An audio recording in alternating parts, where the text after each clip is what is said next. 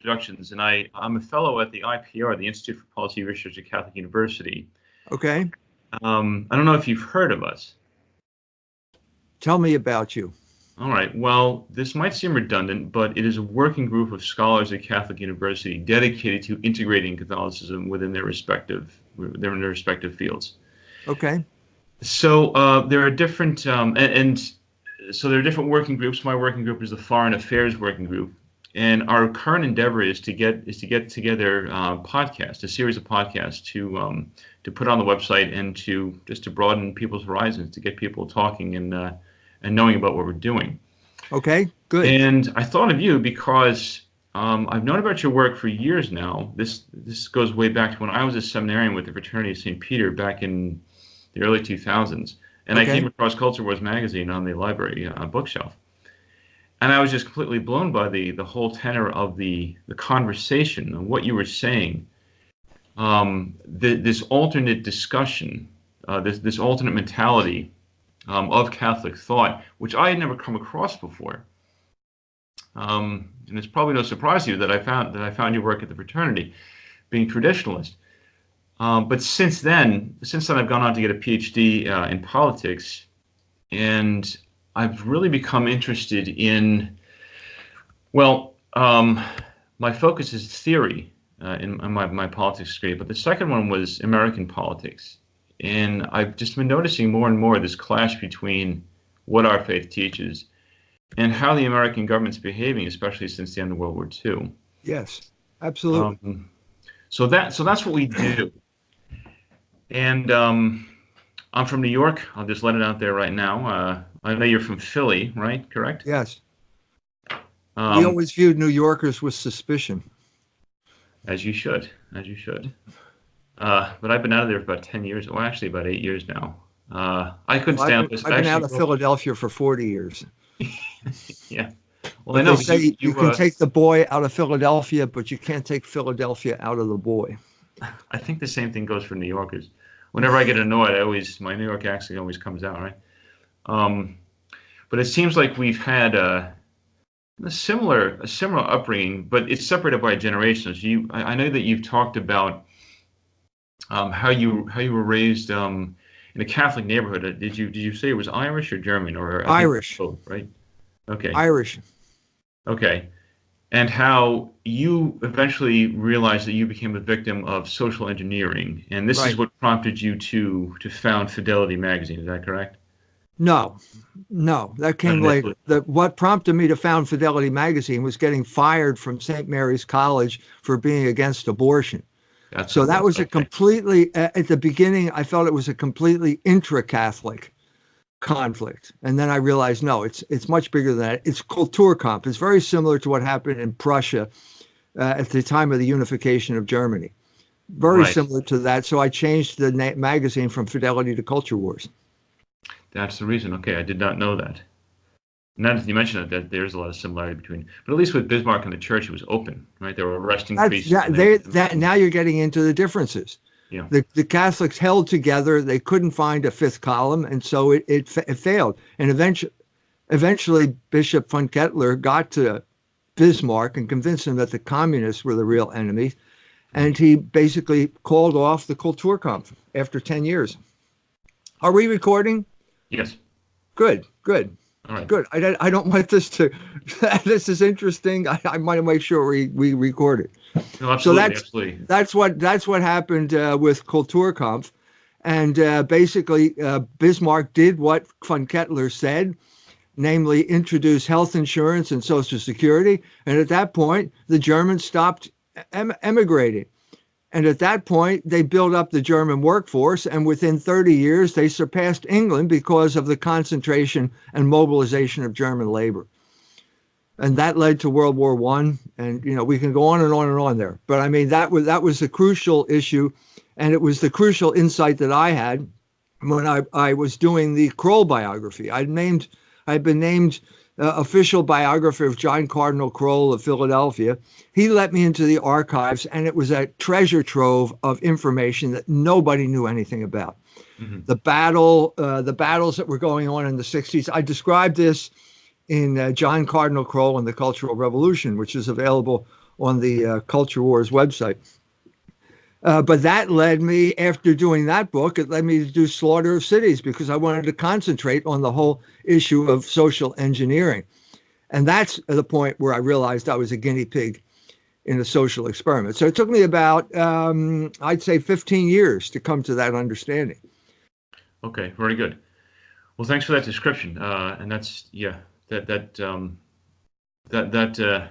to use the, I'm going to hip word, that jives, or that congrues with what I've come to realize as well.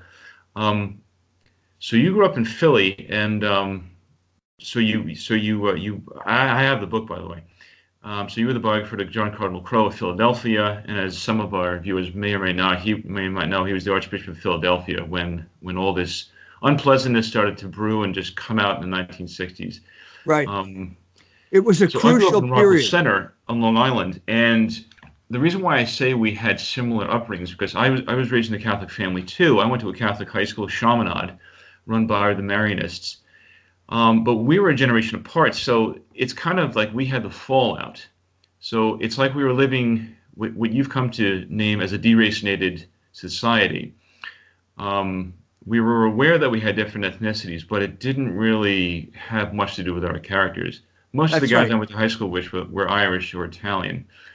And they probably married each other. They got married to each other, and they became Irish Italians. That's exactly what happened. The fact, if you grew up on Long Island, you grew up as a refugee.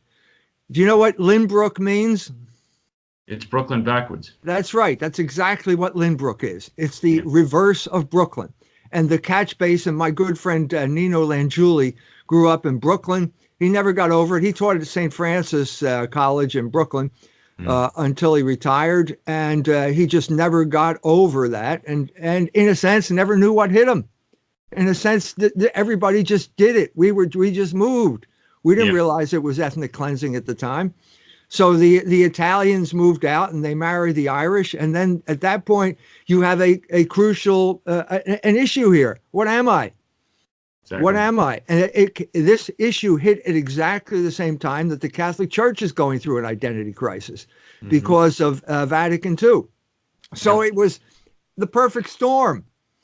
And you add to that the psychological warfare campaign that the CIA was conducting against the church at the Second Vatican Council through people like John Courtney Murray.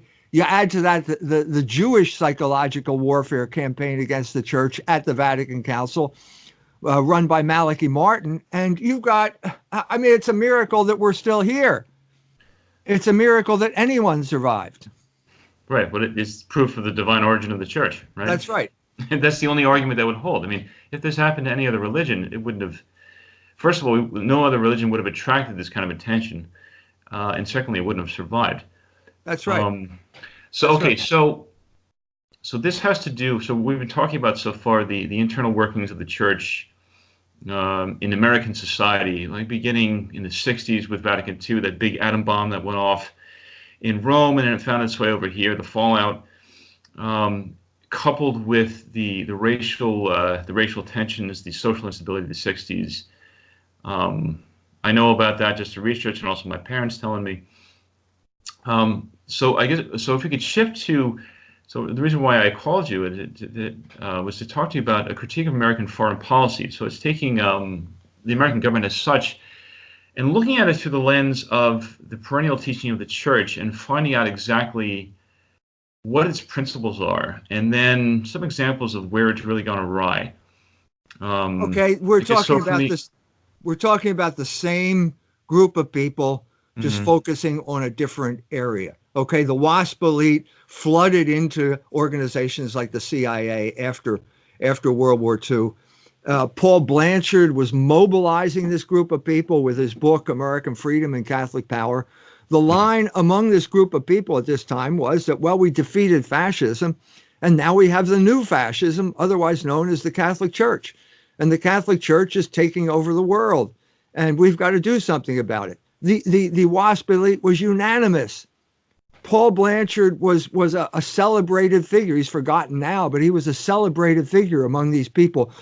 Establishment figures like Perry Miller, the great Puritan scholar. All of these people endorsed Paul Blanchard's book. And this meant that the Catholic Church was the enemy. Okay, now, specifically, when it comes to the Catholic Church, that meant Italy from foreign policy point of view. Italy was very important. The United States was worried that Italy was going to go communist. And so Harry Luce, who was the head of Time Life, which was the propaganda ministry for the CIA at this period of time, got his wife appointed ambassador to Italy. And they had their own operation in Italy to ensure that it wouldn't go communist. Now, the crucial, that was interesting, and you could go from there to the Second Vatican Council, because people like Ottaviani, at that point, when Pius XII died, Ottaviani went to John the 23rd and said, we're in trouble, because everybody knows that the communists are a threat, but the Americans are a threat too. And this is the same time that Fellini's film La Dolce Vita comes out. Right. The threat that America posed to traditional European culture was one of the driving forces behind Vatican II. Got hijacked, but that's another story. Right. But that was not, in many ways, the crucial issue after the United States recognized Israel was the involvement in the CIA involvement in toppling Mossadegh in Iran in 1953. This was a catastrophic event, okay? It was absolutely catastrophic, and you can lay it directly at the feet of the CIA, which at this point had become the de facto government of the United States of America when it came to foreign policy. Now, I'm not just saying this. Harry Truman said it, and he said it right after Kennedy was assassinated. So there's probably a message there too. But Harry Truman was the man who approved the CIA, brought it into existence, and by the time he reached the 60s, 10 years later, he says it's out of control. They're running their own operation here. So Kermit Roosevelt goes to Tehran. Mossadegh nationalized the oil company. It was run by the British. It was a ruthless exploitation of Iranian resources on the part of the British. The Iranians knew it. And the tragedy here is that they all looked to the Americans for help. The Americans could have simply cut the same deal with Iran that they cut with Saudi Arabia, and the world would be a different place. Instead, it's this wretched WASP ruling class who has more allegiance to the elites in England than they have to some dago in Brooklyn. And this is what wrecked America's foreign policy at this point. Mm-hmm. They go in and they basically overthrow Mossadegh, who had appeared on the cover of Time magazine. He was a significant figure. He had gone to the United Nations. The Iranians were just loved Americans. They were just hoping to get the same deal, and they didn't. And America turned against them, and they put in the puppet, the Shah, and they have been regretting it ever since. That goes all the way to the present day, all the way to the point where whoever it was, the Houthi probably, they claimed responsibility. They shoot up an oil refinery in Saudi Arabia. And this is the point where America's got to move. Well, they can't do it now. They can't do it. Trump could not go to war. He fired Bolton instead. And now we have this impasse in the Persian Gulf that Trump cannot resolve. He cannot resolve. That's right. I think it's all traceable back to the founding of the CIA and that catastrophic mistake of deposing Mossadegh. Okay, well, that's fascinating. So that was an excellent narrative of just that one example. And previous to that, you mentioned the interference in the Italian election, which I think was in 1948, unless I'm mistaken, or 47. It was throughout the 50s. They were involved throughout the 50s. Okay, so not just one occasion. Okay, so the linking up of the CIA, which was the continuation of the wartime OSS, which itself had recruited a lot of Protestant upper class guys during the war, the guys who were intellectuals, who were clever, let's say, and they stayed in the business after the war. And you're saying they were the driving force behind American foreign policy, yes, which Harry Truman himself admitted, right? Right. And then And which we guys like found out the church hearings in the 1970s, 1976 exposed chapter and verse of how the CIA was involved in illegal activity. Mhm. Now, And it didn't stop there, right? Because they were involved in all sorts of, supposedly drug running in the right, 1980s, right. the That Contra all came stuff. out in the church hearings. That Yeah. all came out in the church hearings. Okay. So it was one of those moments where the truth came out for the exception. Okay. Okay. The It's there for people to tragedy, read, but pardon me? it's not. It's there for people to read, but it's not within the consciousness of the American public right Right. now, right? That's why God sent me to write these books. I'm trying to bring it to the consciousness. And the other thing I'm trying to bring out is the tragedy of the Catholic Church in this story. And the shorthand version label for the tragedy is called the Anti-Communist Crusade. And so you have Right. a figure like William F. Buckley, who was a Yes. CIA agent, who founds a magazine right at the time that the Congress for Cultural Freedom is supporting all of these front operations. Irving Kristol was head of one. They were setting up. I asked Joe Sobran before he died, was the National Review of CIA front? And he said, well, I don't know. Well, no, Joe, you didn't, because you were just the dumb goy from Ypsilanti, Michigan, who idolized Bill Buckley and jumped in. And that's it's symbolic of the entire Catholic Church. They jump in behind the anti-communist crusade, supporting the United States of America, which is the country that is destroying their neighborhoods. Didn't you guys know these people are at war with the Catholic Church? No, they didn't know. And so you had this rise of this thing called conservatism. Right. Buckley was one of the founding fathers. Russell Kirk was another. I knew the publisher personally. I knew Henry Regnery, who published both of their books. This is mid 50s. All of this, the Congress of Cultural Freedom, all these people are involved. And Henry Regnery was a noble guy. I never figured out why he would be interested in a nobody like me, but he was. He invited me to his farm up in Michigan. We spent a lot of time in conversation, and tragically, he died before I could ask him the real questions, because I'm too stupid when I'm there. I don't know enough. So in a conversation, he tells me his father ran America First. His father was the treasurer for America First. His father had the list for America First. That is the most valuable list in the United States of America. And his father had it. And guess what happened? One day after Pearl Harbor, the FBI shows up and takes the list. Mm-hmm. That is the end of the true American conservatism, which was known as America First. Right, the isolationism. Charles Lindbergh the people of, in my neck of the woods now, the Irish and the Germans, I know it's hard to understand, but the Irish and the Germans are not particularly fond of the English. I don't know what this, for some crazy reason. Yeah. Maybe it was the way the English treated the Irish for centuries as their landlords. Maybe it was the potato famine. Maybe it had something to do with that. But for the fact of the matter was that this neck of the woods did not support the war. And the Germans didn't want it because obviously the Germans didn't want it either. Now I'm biracial. I'm Irish and German. So why am I supposed to go along with basically the WASP crusade against the Catholic Church? Well, the short answer to that question is conservatism, as confected by William F. Buckley. And it had a disastrous effect on the Catholic mind, all the way up, what should I say, to the Iraq War, when it fell apart. When we can talk about when conservatism fell apart. It is a completely defunct operation now. The great symbolic gesture here is Robbie George at National Review denouncing Donald Trump as not a true conservative. Well, who are you, Robbie? I mean, did you ever get elected to any office?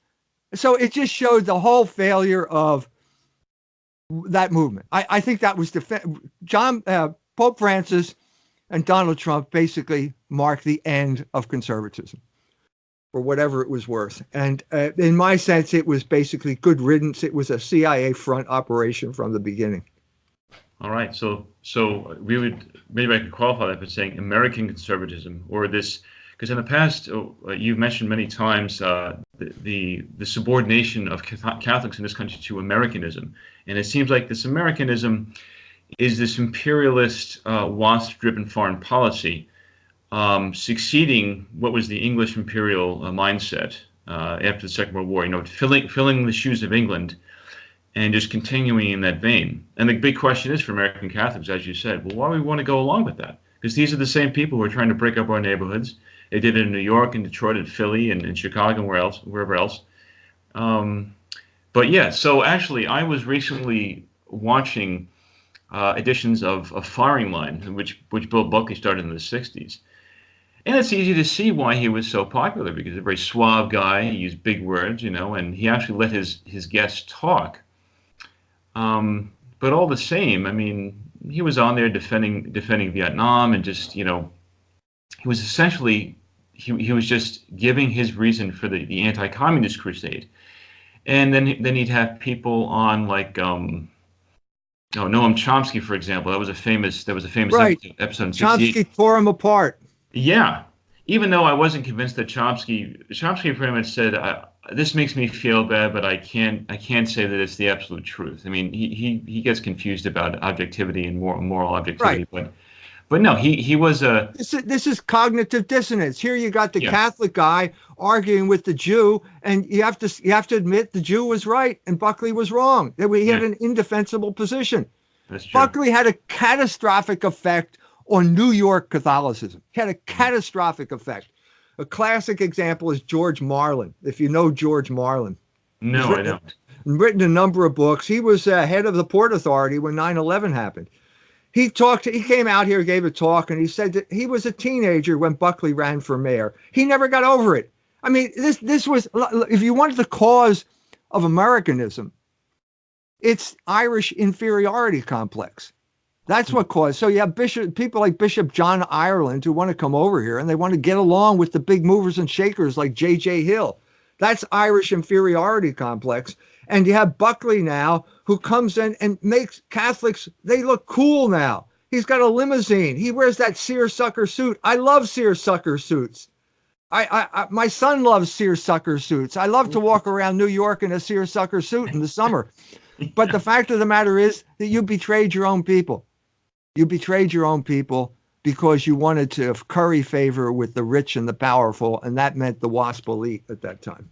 So what I hear you saying is that, correct me if I'm wrong, so are you saying that the anti-communist crusade that he was an essential part of, that he succeeded in getting many Catholics to adhere to, was incorrectly driven, or was it a case of fear-mongering, overselling the communist threat?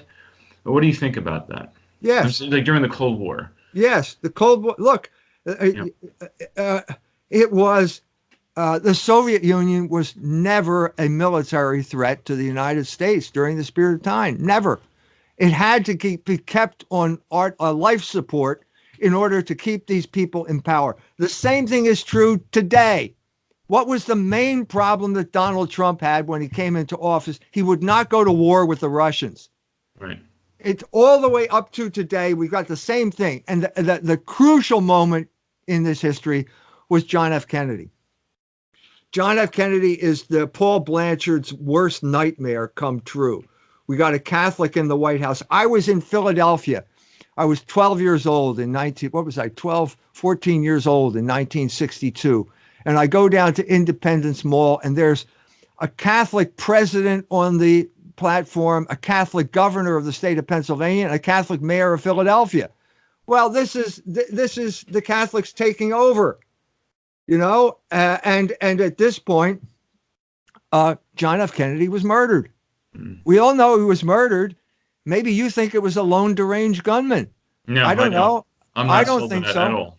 I don't think it was think that. Conspiracy of the, That's what Alan Dulles told Walter Cronkite to say on CBS News 5 minutes before, and that was the official explanation. John F. Kennedy was killed because he was going to bring an end to the Cold War. He had back channel connections with Khrushchev through Pope John the 23rd. He was going to end the Cold War. And believe me, if you're president of the United States and you threaten the gravy train of the military industrial complex, your life hangs in the balance. So I see a direct connection between what Kennedy tried to do and what Trump tried to do. Those people are still in power. Yeah. No, I agree. We call I them don't the deep believe. state now. No, I agree. I don't believe that the Kennedy assassination was done by. Sorry, you're breaking up. I didn't hear. I Okay, said there was a delay there. Okay, I'm sorry. you don't believe. Go ahead, continue. No, I said I don't. I'm not sold on the Warren Commission story of the Kennedy assassination. I do think it was a conspiracy. There's enough evidence to point towards that. It's really all over the place. If you care to look, enough scholarship has been done. This is one of the reasons why I'm a fan of Jesse Ventura. I mean, for that reason alone, he's not afraid to say this sort of thing. Right. But yeah, it makes sense. I mean, Allen Dulles was the guy who became the director of the CIA. He was the guy who was famously in Bern, Switzerland in World War II. He was known for doctoring the diaries of Count Galeazzo Ciani, who was the foreign minister of Mussolini. So he had experience in that, in disinformation. Yes. So it's no surprise that guys like that would be interested in maintaining this antagonism because, yeah, it was their lifeblood. And hey, if we make peace, it was with their the Russians, lifeblood. They knew that. Look, yeah. The crucial figure here was C.D. Jackson. Nobody knows who C.D. Jackson was. David Wemhoff covers this in his book, John Courtney Murray, Time, Life, and the CIA. He was a full-time employee of the CIA and a full-time employee of Time magazine at the same time. This is how closely this was connected, the interconnection here. And he said, right at the time, at 53, the crucial turning point, Mossadegh, he said, America just lost its best salesman. Joseph Stalin just died. Right. This is the way he felt. The best thing that ever happened to these people was the Soviet Union because they could dangle this over the heads of dumb Catholics and get Catholics to internalize the commands of their oppressors. That's the great tragedy of the Catholic Church to this day. To this day. Now we have now we have the proxy warriors. Who are the proxy warriors of these people in the Catholic Church right now? The Jesuits. James Martin, proxy warrior of the oligarchs, because the agenda now is homosexuality. Right. They're the fifth column now. So they needed another crusade, I guess, to continue this distraction. But this time it's attacking even more seriously. It's getting to the core of morality itself. Never mind revelation, but just the natural law. Like it's just going against what we can know from nature. Okay, so Kennedy's plan was to end the Cold War, you say, and Khrushchev was a willing partner because after Stalin died, they initiated this cooling off under Khrushchev, where he famously denounced Stalin as a dictator and a monster. Yes. And Stalin, but okay, so the Soviets never threatened the U.S. One can ask about the nuclear deterrent. I mean, I know, but the thing is, so we formed NATO, right? Because we felt we had to guarantee the security of Western Europe against the communist takeover. Do I hear you saying that was not a wise move, or how? So what would the Catholic policy have been? Do you think? Would it have been the formation of a military alliance, or not? Which period in history? NATO, 1949. 1949. Okay. Yeah. NATO was formed, right? Okay, we have to look at in the context. Look at the context. What was the first plan? What was the first plan after World War II? It was the Morgenthau Plan for Germany. Yes. Okay, now this is the context. This is the way we're going to deal with. This is Jewish revenge against Germany. Morgenthau Plan is a long term for genocide. They were going to, they say now, he's going to reduce it to an agricultural nation. That is genocide, even on those terms, okay? Because Germany simply cannot support itself. It doesn't have enough land to support itself, okay? But it was more than that. We know the story. Look up Hungerjahr, 1947. I lived in Germany for 3 years. I was a teacher there. Look that up. This is when the Germans, when the Allies under the Morgenthau Plan were starving the Germans to death. And at this point, the Catholic Church rebelled. The great Cardinal Frings of Cologne said to basically the German people, if there's a boxcar out there with food in it, break in it and take it. It's not theft. If you see a coal train there and your family is freezing to death, you have a right to take that coal and heat your apartment or your house. Right. And the Germans coined a verb. It was called Fringsen. Fringsen is kein Diebstahl. Fringsen is not theft. Okay. And so at this point, the adults in the room worked up and they realized our foreign policy has been hijacked by some crazy Jew who has this crazy control over Franklin Delano Roosevelt. Mm-hmm. And they just basically, Harry Truman understood this.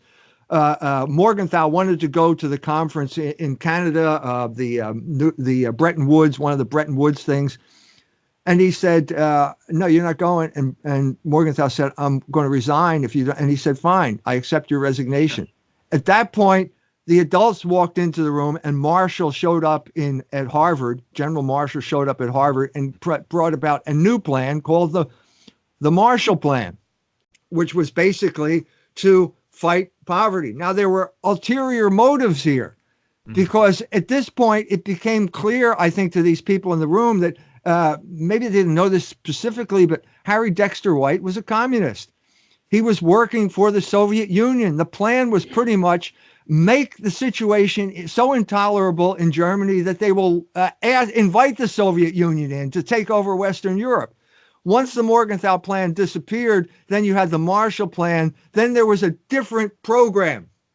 Okay, we're not going to starve the Germans to death, but now, and I did this in my little ebook called Werner Heisenberg and Jewish Science. Now there's a new program. It's social engineering. It's exactly social engineering. It was a more ruthless version of the social engineering that was being inflicted on the United States of America, Catholics in America, and it involved the systematic undermining of the sexual morals of the German people, which is a catastrophe whose result, it's still, the effects are still being felt.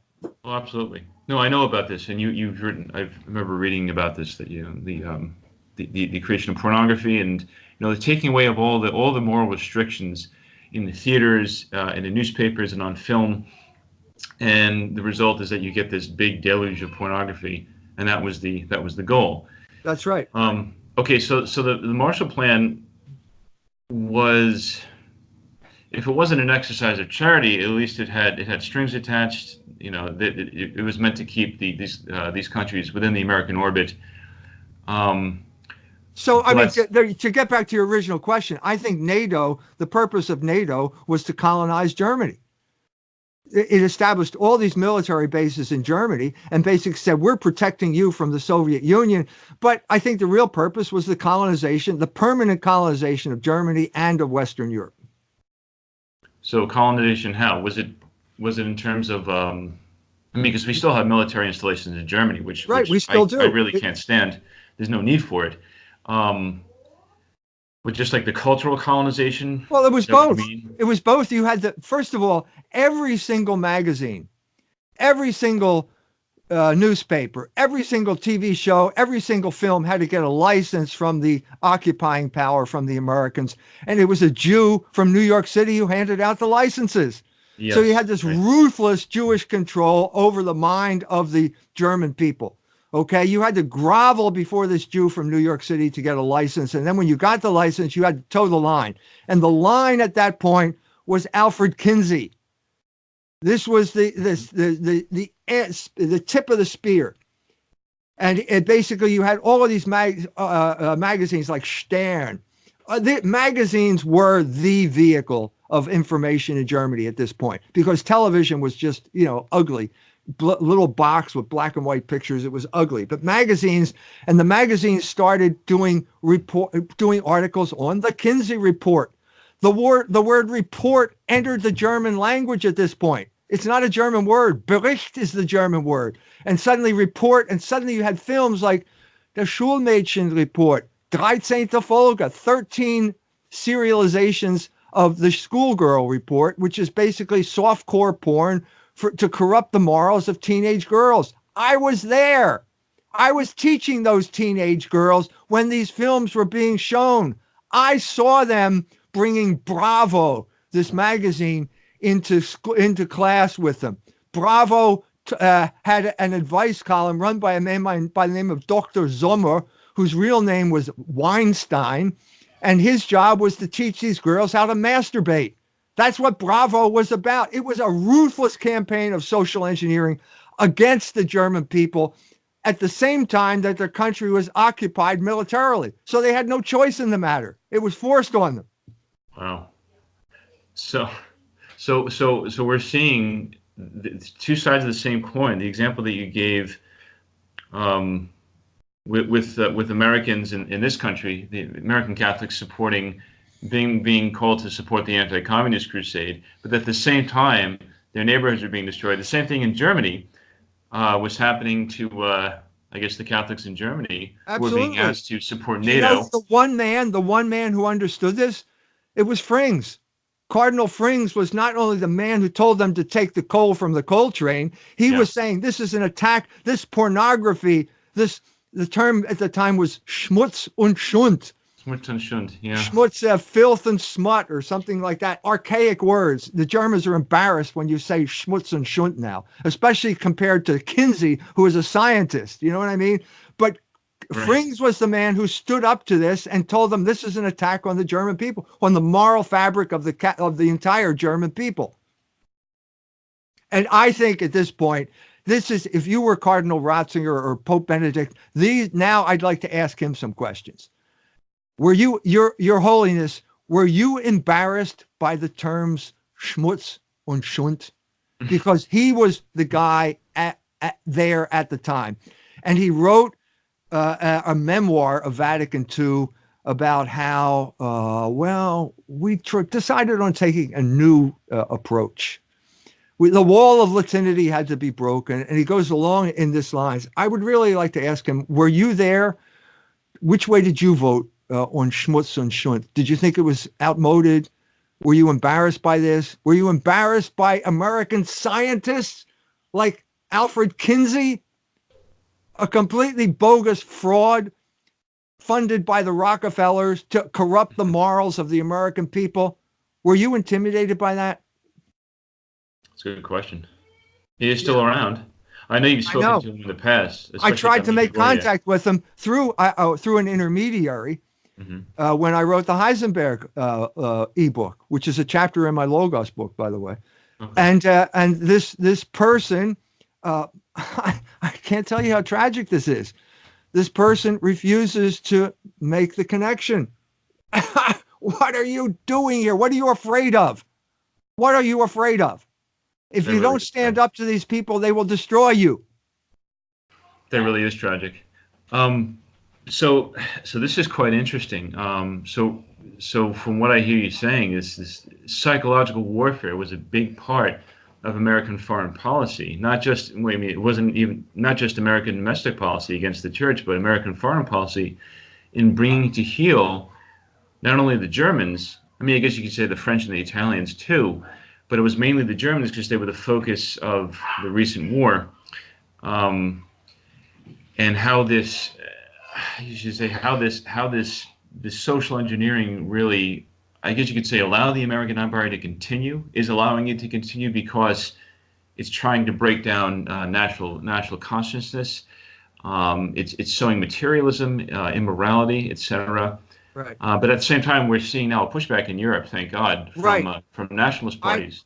That's right. And I have to say, I think I played some small role in that pushback, because Libido Dominandi was translated into Polish. And I did a book tour in Poland to announce that publication of that book. And on the first night of the book tour, I'm in Warsaw, and the publisher's in the front seat, and he's getting phone calls every 2 minutes. Cancel the talk. Jones is an anti-Semite. There's going to be a big demonstration in Wrocław. Now, the Catholic Church stood by me. The first talk was at the chancery of the Archdiocese of Warsaw. They stood beside me. I had a packed crowd, people all around the block having their books autographed. And then we went to Wrocław the next day, and there was no one there. 6 cop cars, no demonstrators.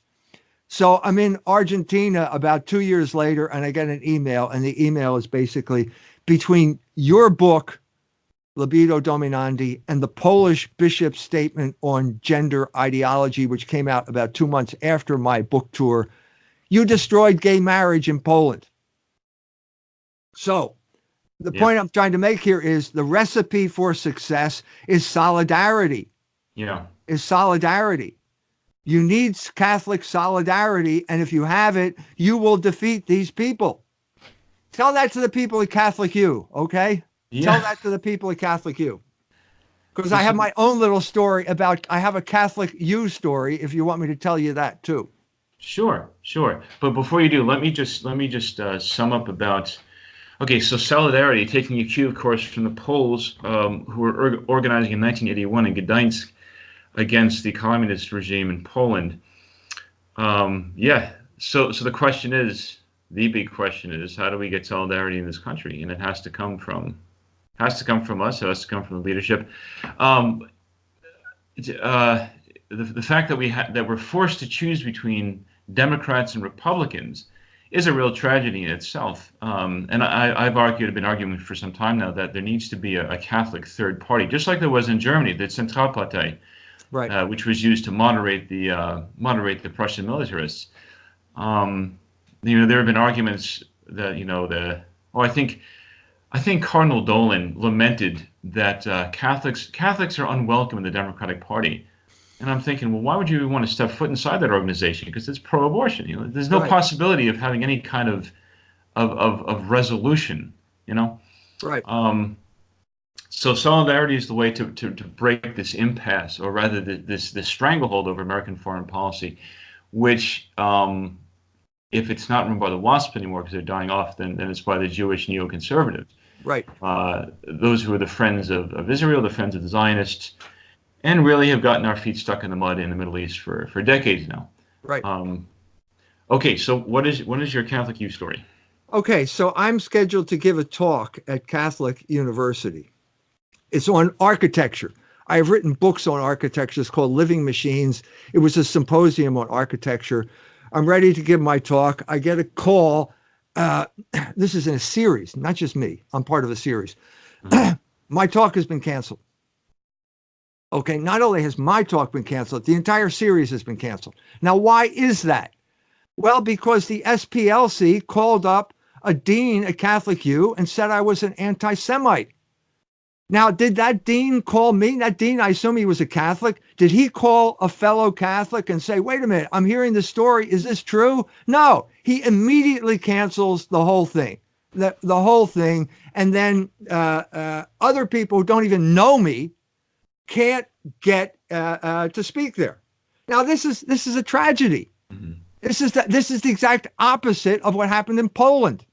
Here you got a Catholic throwing a fellow Catholic under the bus because some guy from a corrupt operation called the SPLC that launders money and it has offshore accounts that has a completely notorious because this dean panics. Mm-hmm. This is outrageous. Yeah. At the same time, okay, what's the hot news at Catholic U at the time I get canceled? It wasn't my cancellation, although they did do an article on it. It's this Italian chick from New Jersey who is on America's Got Talent. Okay, I don't know whether you remember her name. It's 10 years ago now. Is it Barberini or something like that? Yes, actually, I do remember this. Okay, so I've heard about it because I wasn't here. I wasn't down here. Yeah, well, look it up. This happened, but look it up. America's Got Talent. They're basically calling off school at Catholic U to watch her on television that night. Okay, so she goes on. I don't think she won anything. So what is she doing now? Well, after a career as a pornographic film star, she is now in jail for drug dealing. Okay, what type of education did this girl get at Catholic University? Mm. This is tragic. This is tragic, and it goes back to what I was saying, this Catholic inferiority complex. You got to get over it. We got to get over it. They are going to destroy us. They are in the process of destroying us. By us, I mean Catholics. And we have people who are rushing to work for them in helping to destroy fellow Catholics. This is the whole history of the church in the United States in the post-World War II period. No, I agree. And you know what? I forget her first name, but I do know who you're talking about, and I have heard this about what she ended up doing and how she's currently in prison. And it is Yes, tragic. Having taught a Catholic for a while, I can say that it's um, there is a way to get a good education. Unfortunately, you can't account for what some people do with their lives afterward. But I mean, as a priest I know has said about Catholic University, it is the ground zero of the cultural revolution of this country, that's right. because of what Father Charles Curran did, Right. ex-Father Charles Curran did, Absolutely. in rejecting Absolutely. Humanae Vitae. And I so, have a chapter on that in the Kroll biography. It you had do, a okay, catastrophic effect on the church. yeah, And no, most people don't understand this. The people at Notre Dame are suppressing it. But basically, when the bishops backed down on Curran, mm, in other words, Kroll was not in the loop. Kroll said, well, just let his contract expire. The bishops backed down. They reinstated him. They promoted him. And there was one man in South Bend, Indiana, who got the message, and that was Father Theodore Hesburgh. So within 6 weeks of this, he issues the Land O'Lakes statement because okay, he knew. Back to Cardinal Kroll, I said, what do you think of the Land O'Lakes statement? He said it was alienation of church property. In other words, Hesburgh stole Notre Dame from the Catholic Church. And at that point, he did it because he knew the bishops were cowards. If they can't enforce, if they can't let a professor go at Catholic U, they're certainly not going to do anything about Notre Dame. And I spoke with the bishop, Bishop Pursley, who was bishop at that time. He was ready to put them under interdict. And he got no support from the bishops and he got no support from Rome. And that moment of opportunity passed. And now you have the tragedy of Catholic education in the United States, the secularization of Catholic education. yeah. Well, it's become the new normal, unfortunately. I mean, I went to the University of Scranton, in Pennsylvania, Jesuit school, and it's the same thing. It's what I'm hearing. There's very little objectivity. Um, and it's actually where I started to go to the Latin Mass, and I found out, well, it's quite a difference here, quite a difference in what I'm learning there and what I'm learning in Mass. Um, okay, so we're finding that the American foreign policy has a lot to do with, well, for us as Catholics, has a lot to do with the psychological warfare and the covert means by which the powers that be in this country were going after the church. Which really prevented, obviously, any kind of Catholic identity from working itself into American foreign policy and having any kind of a good effect.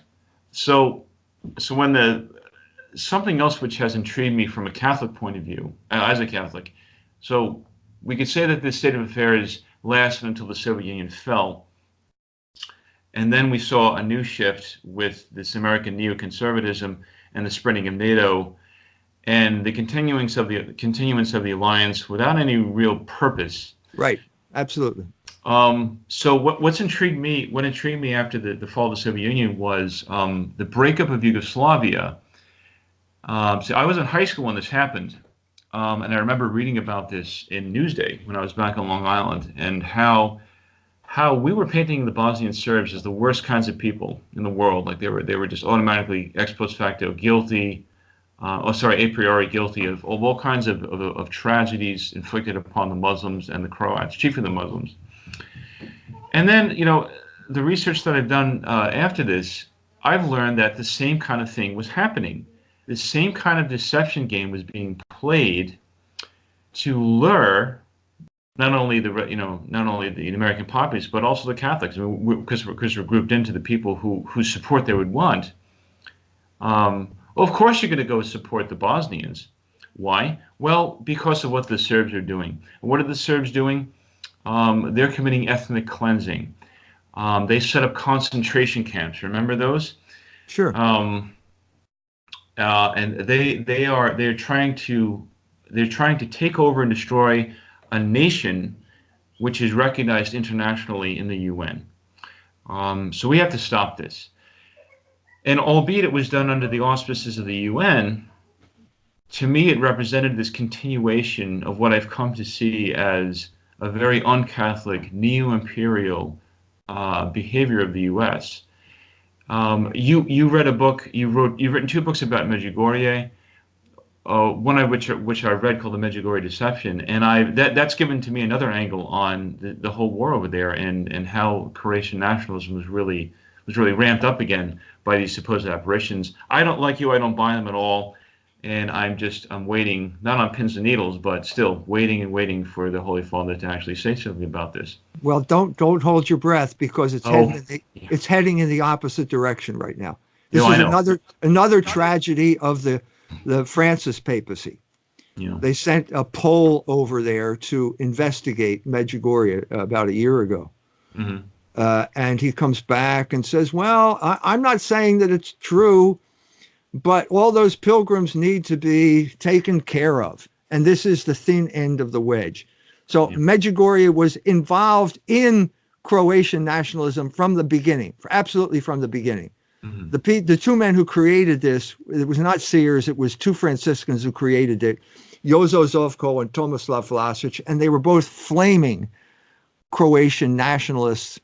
Jozo Zovko would set up the gerb, that red and white checkerboard symbol of Croatian nationalism, on the altar when he would say mass, which was a crime against the Yugoslavian government. Okay, so it was Croatian nationalism from the beginning, and they used this, leveraged this into basically breaking up Medjugorje, which was a goal of the United States foreign policy, and part of the whole campaign to basically loot and destroy Russia, because Serbia made the mistake of being traditionally allied with Russia. Russia at that point was too weak to defend Serbia, and Serbia had to suffer. Now Russia is not too weak, and it's a different situation now. Okay, so that's thank you for clarifying that. I'm actually writing an article called "Three Strikes and You're Out," and it's how the Russians were just completely put off by, one, our involvement in the Bosnian War, two, our bombing of Yugoslavia, and three, the recognition of Kosovo as independent. And after that, that was it. That was, what killed dialogue with the Orthodox. Yeah, At that point, it was this rapacious Rome and Germany trying to extend their hegemony through Croatia into the Balkans, and that was the end of dialogue with the Orthodox. No talk after that. So It was a tragedy, and tragically, Pope John Paul went along with it. Yes, he went did. along with it. Now he played a very subtle game here. So I met with Bishop Zanic in 1988 in Mostar. Bishop Zanic had just come back from Rome. He said, I met with Cardinal Ratzinger. I said, what did Cardinal Ratzinger say? He said he agreed with me. And then he said, and then I met with the Pope. And I said, well, what did the Pope say? Now, this is after Zanic explained the situation in Medjugorje, explained that it was a hoax, it was a fraud. And he said the Pope said nothing. And I think that was the crucial issue here. The Pope understood that Medjugorje was part of the anti-communist crusade. Medjugorje was Solidarity South. And he was not going to interfere with that because he hated communism and wanted to see communism fall. I asked this, I met with Ambassador Frank Shakespeare. After I talked to Zanic, I flew back to Rome and I met with Frank Shakespeare. And I said, is the CIA behind Medjugorje? Well, he said, I can't answer a question like that. But he said, I can tell you it is the kind of thing that we would support. And then so then I get the information request form, send it to the CIA, send me all your documents on Medjugorje. So I get 20 pages of documents, 19 3/4 of which are blacked out. And then they have the gall to send me a bill for $150. I wrote back, I'm not paying you $150. Send in an airstrike, but I'm not going to pay you $150 for cheating me out of information. And as you can tell, the airstrike never came. I stiffed the CIA. It's one of the great accomplishments of my life. One of my great accomplishments, stiffing the CIA for $150. That was real money back then. I'm sure they had trouble making up that deficit of $150. or whatever it was. Well, they just had to squeeze it out of the appropriations bill, right? For the next fiscal They year. had they had to bring more heroin in from Afghanistan to make Oh yeah. make up for that. Oh boy. Okay, so this I guess we're finding now is that this the manipulation of Medjugorje was part of American foreign policy. This is your suggestion. It was part of the overall anti-communist crusade. Right. Reagan knew about it, correct? Right. And so here we are now. So communism is done, and Yugoslavia, which was a country recognized internationally at the UN, which saw its borders broken up through the recognition of its constituent republics as independent countries in violation of Catholic principles, obviously, but which the Holy Father went along with. And that was just a first strike in the new American order. Later on, obviously, we see the invasion of Iraq, which turned out later to be false pretenses, and the continuance of, and also the extension of NATO to the ends of the earth, it seems, or at least to the bounds of Russia, which has given them no small pause. We've seen the American. We've gotten out of the ABM treaty under Bush, and we have now gotten out of the IRBM treaty, which was famously signed by Reagan and Gorbachev in 1987. So all this to me looks very un-Catholic on the face of it. It looks like the U.S. is trying to maintain this unipolar world, and it's just causing. Oh yeah, and also the intervention in Syria. And it's just this continuing. It's the continuing behavior of unilateralism. As you say, in 1962, after the Cuban Missile Crisis, Kennedy was going to end the Cold War potentially. And it just seems to me that if we had followed Catholic principles of live and let live, we would not be in this awkward position with the Russians. We wouldn't be in this awkward position with the Iranians, and especially with the Chinese. I mean, because there's this guarantee to 30 different countries of our nuclear umbrella. So, and at the same time, it's this we have the right. It's this continuance of this very Protestant idea of the chosen nation. Wait a minute. I think it's a Jewish idea.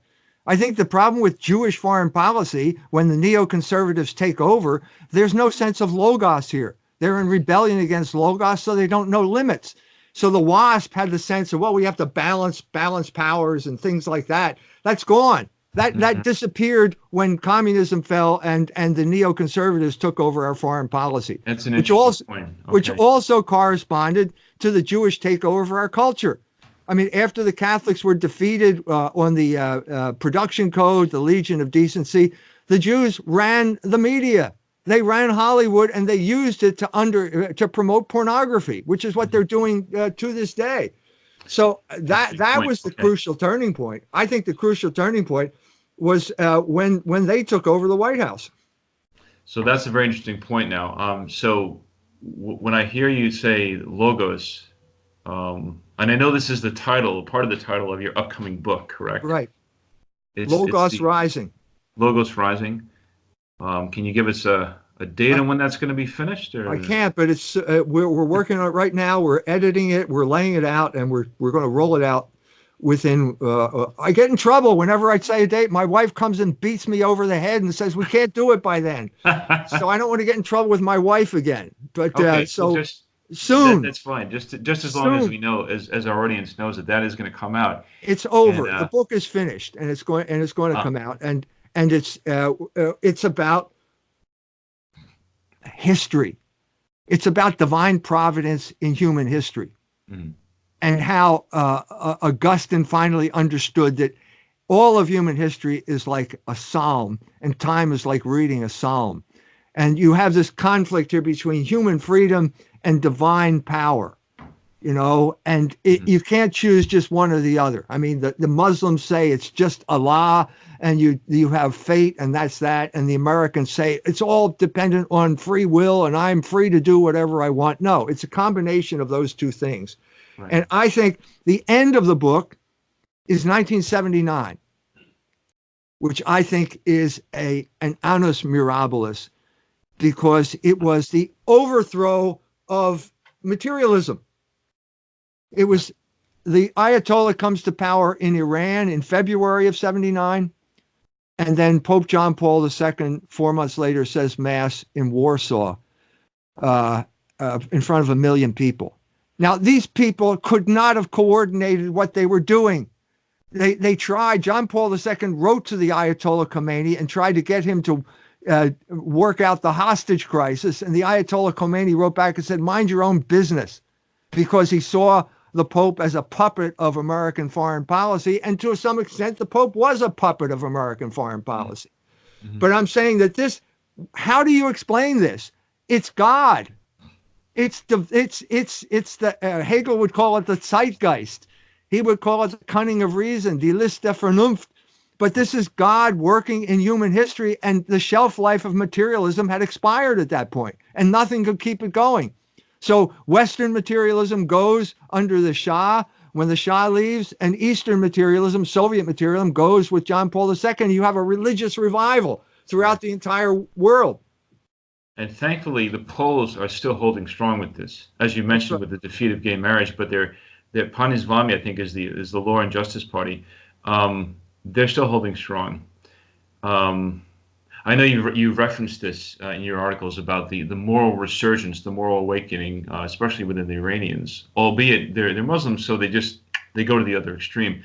So with American foreign policy, what I hear saying is there's this voluntarism which has been injected by this neo-conservative Jewish neo-conservatism after the fall of the Soviet Union. Now there's no more balance. It's just how much can we get? That's right. Like how far can we push NATO? That's right.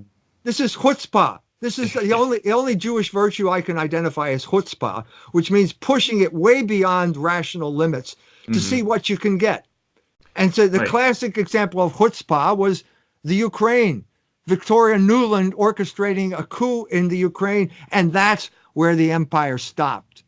This is a violation of basically the fundamental principle of Anglo-American foreign policy, which is the Mackinder thesis, which is basically you have to divide the Eurasian landmass. You can't allow alliances within the Eurasian landmass.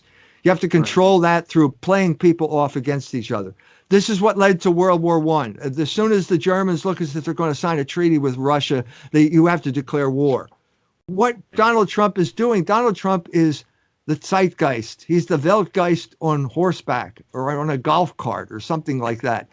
But he's basically bringing about the unification of the Eurasian landmass, largely because he has capitulated to the Israel lobby, and the Israel lobby is pushing this way too far. Yeah. Way too far.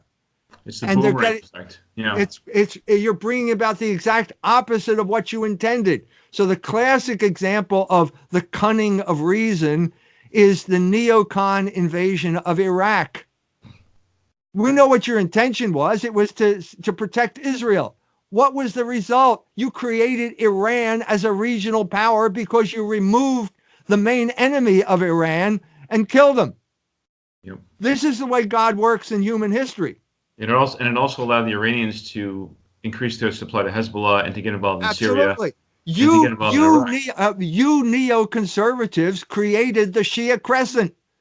Well, That's that right. was a stroke of genius, wasn't it? So now the Iranians can ship missiles through Iraq, through Syria, down to Hezbollah in Lebanon. They've got 100,000, 150,000 missiles. Is Israel safer now? Yeah, and the Israelis know this. They know that. And that's why after 2006, they got their butts kicked in Lebanon, and they've never gone back. Mm-hmm. The Israelis have never gone back. They know that the Israeli public will not stomach the sacrifices that will have to be made. And they know that their Iron Dome cannot protect the country as much as they would want. Like the damage will go beyond what's acceptable. That's right. Hassan Nasrallah said, if there are no neutral nations here, if you attack Iran, you, the United States, attacks Iran, we're going to attack Israel, and we got hundreds of thousands of missiles to do it. Because they know that we're attached like this. It's like an umbilical cord. Yes. through which flows funding and military assistance and all that stuff. So, yeah, no, he's right, because this is the way it functions in reality. And he's actually a very shrewd political analyst, that guy. And he knows exactly what's going on. So this is, yeah, it sounds ominous, but as we both know, God is in control, and He's not going to let something happen which is catastrophic beyond which we can endure, beyond which our faith can endure. I mean, that's just not going to happen. So I think we could wrap it up here, and I'd say we've covered an awful lot of ground. We've looked in depth at American foreign policy since the end of the Second World War up until now, and I have to thank you for identifying for me a shift going from this balance of power idea, which is continued up until the end of the Cold War, and then this chutzpah in foreign policy, this volition going as far as we can conceivably get. How far can we go? Well, let's keep pushing and pushing and pushing. But if the boomerang comes back to hit us, well, then we'll just have proved our enemies right. That's Right. how it seems to be working.